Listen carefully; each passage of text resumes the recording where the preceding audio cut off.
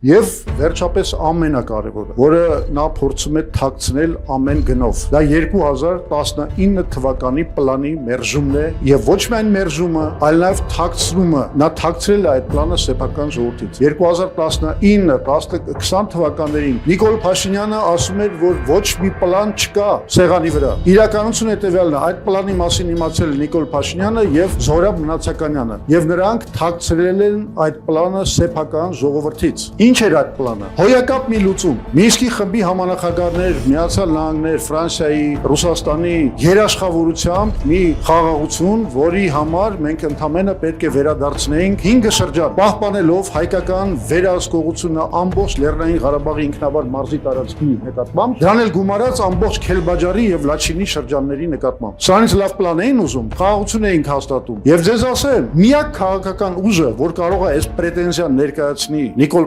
Փաշինյանին, դա Հայ ազգային կոնգրեսն է, որտեղ մնացած բոլոր ուժերը նույնպես մերժել են այդ պլանը։ Իսկ մենք ասում ենք, որ սա լուծում է։ Իսկ ինչ արեց Նիկոլ Փաշինյանը։ Նիկոլ Փաշինյանը ասում եմ թաքցրեց այդ պլանը։ Դա իր ամենամեծ ոճրագործությունն է, եթե ուզում եք իմանալ։ Պատմության առաջ կատարված իր ամենամեծ հանցագործությունը հայ ժողովրդի նկատմամբ։ Ինքը մերժեց դա, հասկանալով թե չհասկանալով, դա կարևորել չի արդեն, կամ մի օր կպարզի քննությունը, բայց ինքը մերժեց դա, որի հետևանքը շատ պարզ է։ Միջև իր մերժումը եւ Ռուսաստանը եւ Միացյալ Նահանգները եւ Ֆրանսիան, որոնք միջնորդներն էին եւ ինչ որ իմաստով երաշխավորներն էին զինադադարի, այլևս այդ ֆունկցիան չէին կարող կատարել, որտեվ Փաշինյանը մերժեց այն մեխանիզմը, որով զինադադարը պահվում էր։ Հիմա պարզվում է, որ ինքը դա արել է գիտակցաբար։ Հիմա արդեն տենց են ասում։ Ամբողջ ռոպագանդան ասում է մենք գիտակցաբար ենք արել։ Ինչ է սա նշանակում։ Սա նշանակում է մի բան։ Նիկոլ Փաշինյանը այսօր խոստովանում է, որ ինքը զոհաբերել է Արցախը հանուն իբր ինքնիշխանության եւ անկախության։ Բայց մենք հո գիտենք, որ Արցախը զոհաբերված է,